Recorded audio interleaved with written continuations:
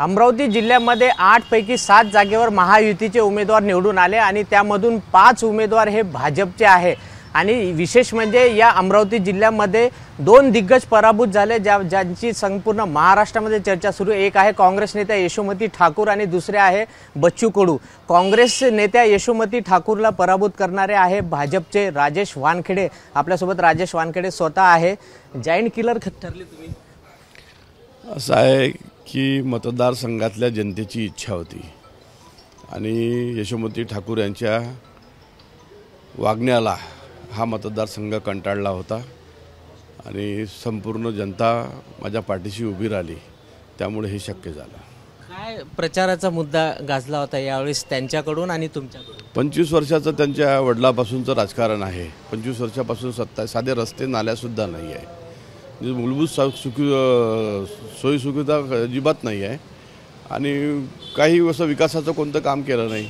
जे आराखडे केले, जे आम्ही विकास केला असं म्हणतात, त्याचं काहीच नाही अजून। म्हणजे ते सर्व गव्हर्नमेंटच्या त्यांच्याच ताब्यात आहे, त्याचा उपयोग त्या मंदिरांना किंवा त्या ट्रस्टला झालेलाच नाही आहे। गुरुजी भक्तांना झालेला नाही किंवा माता रुक्मिणीच्या त्या मंदिराचा आराखडा करा तिथे पण झाला नाही।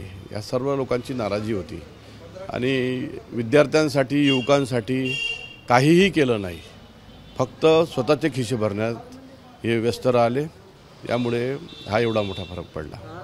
2.5 वर्ष त्या पालकमंत्री होते अमरावती जिल्ह्याचं, तर तेव्हा भरपूर विकास निधी खेचून आणला होता त्यांनी तिवसा विधानसभा। कुठे तू घरी नेला असेल कदाचित, कारण का मतदारसंघात तर निधी दिसला नाही। म्हणजे साधे ग्रामीण भागातले रस्ते आणि सगळ्यात मोठा विषय आहे पांदण रस्त्यांचा। ते पांदण रस्तेसुद्धा त्या मतदारसंघात झालेले नाही, लोकांची ओरड आहे अजूनही। तर निधी गेला कुठे आता हा संशोधनाचा विषय आहे। लाडक्या बहिणींची साथ मिळाली तुम्हाला यावेळेस? बिलकुल मिळाली। महिला वर्ग संपूर्ण माझ्या पाठीशी उभा होता। अजून कसं बघता तुम्ही? पहिल्यांदा तुम्ही विजय झाले, आमदार म्हणून निवड झाली तुमची। 2019 मध्ये तुम्ही 9,000 पराभूत झाला ते यशोमती ताईच्या विरोधात। आता यावेळेस तुम्ही निवडून आले।